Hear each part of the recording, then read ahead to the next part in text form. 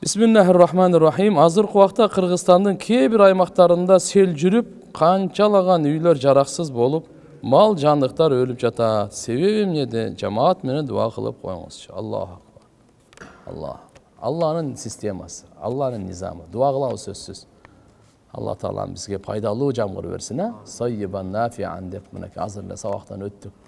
Алла Таалам пайдалуу жамгыр берсин. Иншалла мына жаракат тарткандарга Аллахым өзү жардам берип, Тоолу районунда жашайт экенбиз, элибиз ушу Тоолу районунда экен көбү. Иншалла. Бирок эми мындай кырсыктардын бардыгы тууган адам баласынын амалыны бузулган себебинен келет. Кур'ан-ы Каримде Алла Таала айтып койгон, кургакчылыкта болсун, сууда болсун, канча бузукулук адам баласынын колу менен жасаган жаман кесепетинин жыйынтыгында болот.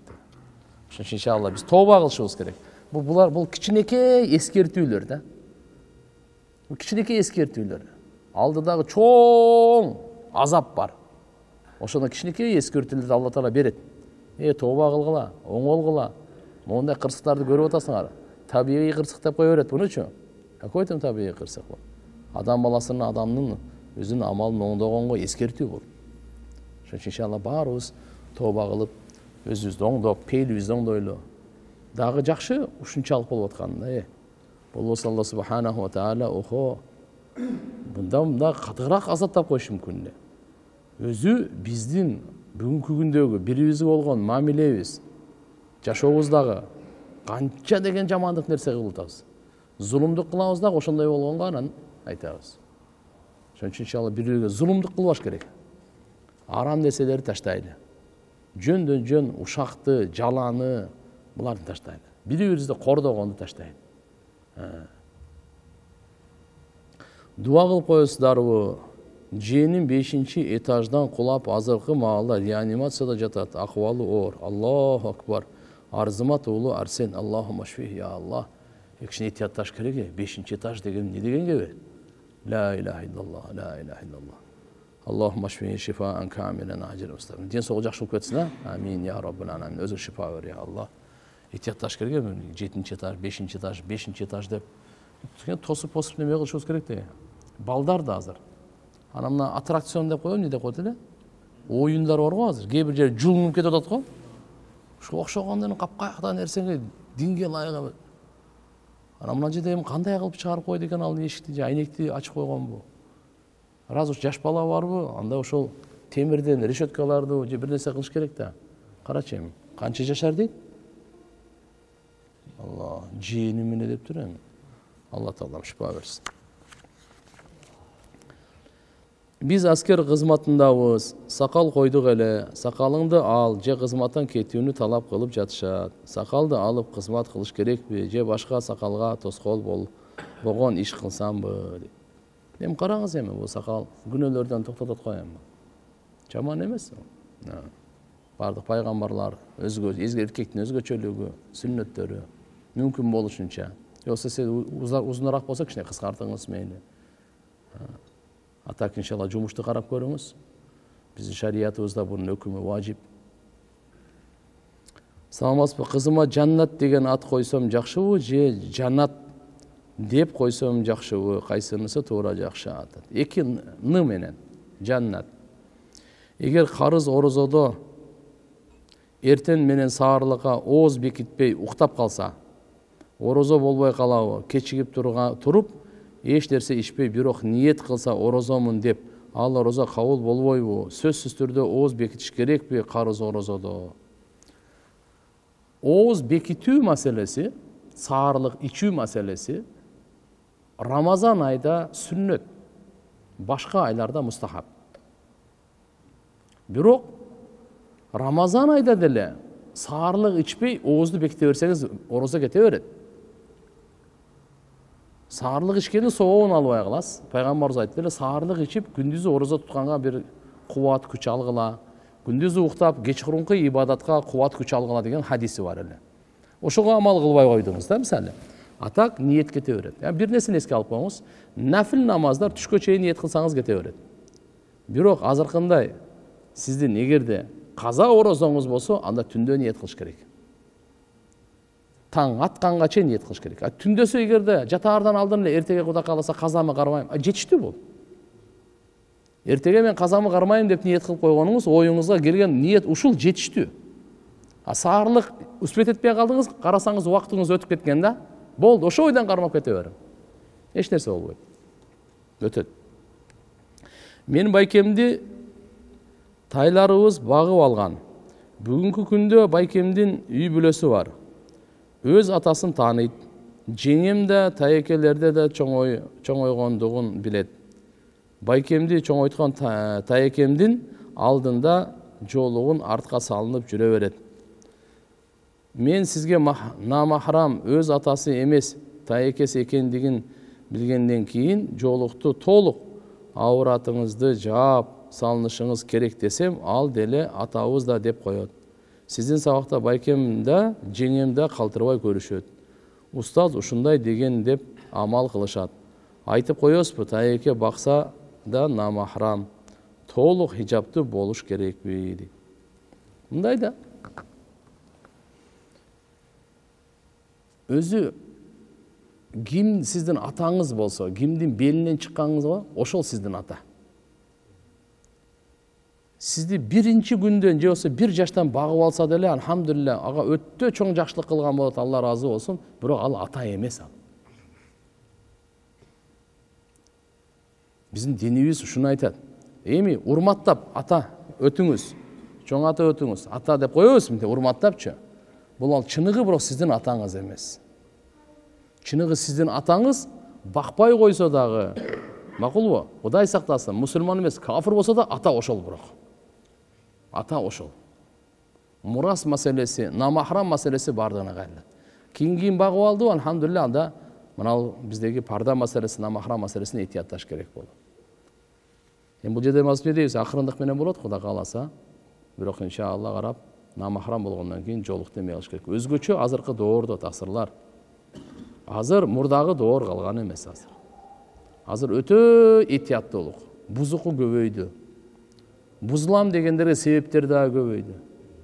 Мурда бир канча десем, калп айтпайын, бир 17-18 жыл мурда бир аалымдан, муфтийден фатва сураганымда ошондой айтты эле да, намахрам маселесиндечи. Бойго жеткен уул кыз бир бөлмөдө калбасын деген. Бир тууган болсо дагы. Ушинтип, бир тууган болсо да. Экөө тең булар махрамдар. Махрам болсо да этияттуулук ушуга чейин шайтандын азгыруусу ушунча күчөйүп кетти. Азыр жөнөкөй намахрамго жөнүнөн намахрам ал. Этияттуулукта ошончо айтат эле да. 9-10 жашка чыккандан бөлүш керек эми. Жатакан төшөктөрү сөзсүз, бөлмөлөрү эми карап туруп эми мүмкүнчүлүгү барлар бөлүш керек эми. Кээде бир айылда бир эле бөлмөдө эле чоңойгон го мурда. Азыр кээ бир азымыз аксакалдар 60-70-ке чыкканда айтып калышат. Биз мындай эле чоңойдук. Сиздер бөлөк эле. Сиздерге таазим. Сиздер таза элеңиздер, жакшы элеңиздер. Азыр андай эмес. Былтыркы жыл менен быйылкыны салыштырып болбойт, таксыр. Кандай дедиң? Көрүп атпайбызбы мындай? Бирин тилге айтканга дагы мен барбайт элем. Өзүнүн атасы эмне болуп атат? Бир тууганы эмне болуп атат? Кандай болуп атат? Шарият жөндөн эмес, шарият жөнөкөй эмес. Тазалык талап кылган, ошон үчүн алдына ала карап туруп, деп чектерди койгон. Сакташыбыз керек да. Бекерле махрамна махрам маселеси Кур'ани Каримде, Ниса сүрөсүндө Алла керен кылып айтып салган бардыгы. Насаптан жетөө, сахар деп коет, Куда сөөктөн жетөө бардыгы. Кайсыл арам, кайсыл адал бардыгын айтып салган. Телеграмдан музыкальный канал ачып, ошону бизнес кылып иштетсем күнөө болбойбу? Мен ал жактан башка музыкальный каналдарды гана реклама кылам. Кайсыга себеп болсо ошого күнөө болуп кете берет. Ага себеп болбой эле коюңуз, Кудай кааласа иншалла. Кээде шайтан азгырат да, динди ушундай бир под музыка кылып берсең жакшы болот депчи. Бул деген мындай да, бар го, тортко салып берсең жакшы болот дегендей да. Бул ачык эле дебей, бул тортко салып берсең, ушундай болот да. Бардык күнөөлөр да ушундай. Мен өзүм 5 убакыт намаздамын. 40 ашын сүрөлөрдү жаттадым. Биз иштеген жерде коллектив менен чогуу дайым намаз окуйбуз. Намазда көбүнчө мен имамдыкка өтөм. Менин суроом, менде татуировка бар. денемде, бирок намазга, зикирде, дуага бекеммин. Алхамдулилля. Ошого мен имам болгонум туура элеби? Деле татуировканы барларга гусул өтпөйт деп уккам. Бирок мен өзүмө сөз бергем. Эмне кылсам да, кандай акыбалда болсом да намазды таштабайм деп. Ушул суроомо жооп берип коесузбу? Рахмат. Намаз таштабаңыз. Алла разы болсун. Имамчылыкка өтө бер. Эми татуировканын мындан түрлөрү бар экен, мен билбейм мындай. Укканыма карагандачы. Кээ бирлерден ошол жерден даже мына кичине түктөр чыгат дейт. Карапчы, тешиктери. Анда гусул өтөт. Кээ бирлер мына краскадай болуп калган болсо, анда өтпөйт ал. Ал жакты неживой кылып койгон болсоң, чистин. Аны эми атым эле кандай тазалаган сиздин ишиңиз. Азыр бирок алхамдулилла технология өнүктү. Азыр ушундай өзүндө немелери, дары-дармектери болсо керек, тазалаганга аракет кылып тазалап алың. Татуировка жаман нерсе. Акырын тазалап алың. Бакай банкта ислам финансылык борбор бар экен. Ошол жактан машина алса болуу рассрочкага. Эми караңыз, ислам принцип каржылоолорун толук өздөрү колдонгон болсо болот. Кайсы банкта болсо да карап туруп. Onun талаптарын көрүңүз. Саламатсызбы, менин жолдошум Россияда иштейт. Ал жакта башка аял менен жашап алыптыр. Ал аял магияларга барып, кара дуа жасатып жүрөт деп тааныштардан уктум. Мен жолдошум менен ажырашкым келбейт. Кара дуаны бул жактан Курандын сүрөлөрү менен жойсо болот. Кара дуаны жойсо болот. Чорный магия тияк-бияктарга алхамдулилlah. Ар бир жамандыктын жакшылыгы дагы бар. Ликулли даин даваун. Ар бир оорунун шифасы бар. Ар бир ушундай жаман карама, чорный магия, сыйкыр, баракаттар азыр көбөйбөдүбү? Ушунун бардыгын алхамдулилlah пайгамбар саллаллаху алейхи ва саллям дарысын алып келген. Алла Таала пайгамбарыбыз айткан, эч кандай дарысы жок, оору жараткан эмес деген. Дарысы жок, Алла субхана ва таала биз низдичими деген түшүнүк исламда жок нерсе. Адамдын акылы ошого жетпейт, ана низдичими деп коет. Андай эмес. Бардык оору, ракы болобу, ковиди болобу. Ла иляха иллаллах. Бардыгынын алхамдулилlah өзүнүн дарысы бар. Адамдын эле акылы керек да. Ал акылга тообасыз акыл ачылбайт. Ошончо адам билбей калат. Болсо Ибн Синада чөптөр сүйлөтүп койчу экен го, чөптөр. Мен мына ооруга, мен мына ооруга, мен мына ооруга деп. Алладан да. Ассаламу алейкум ва рахматуллахи ва баракату. Дамла ва алейкум ассалам. Дамла, эгерде адамга жаман ой, жаман күмөн келсе, не кылыш керек? Жанагыдагы күнөө болбойбу дейт. Не күнөө болот? Караңыздар да, биз ушуну күнөө катары эсептебейбиз, бирок Куранда күнөө деген. Жаман күмөн сүрөгөн, жаман ойлогон күнөө. Алла Таала сактанганга чакырган.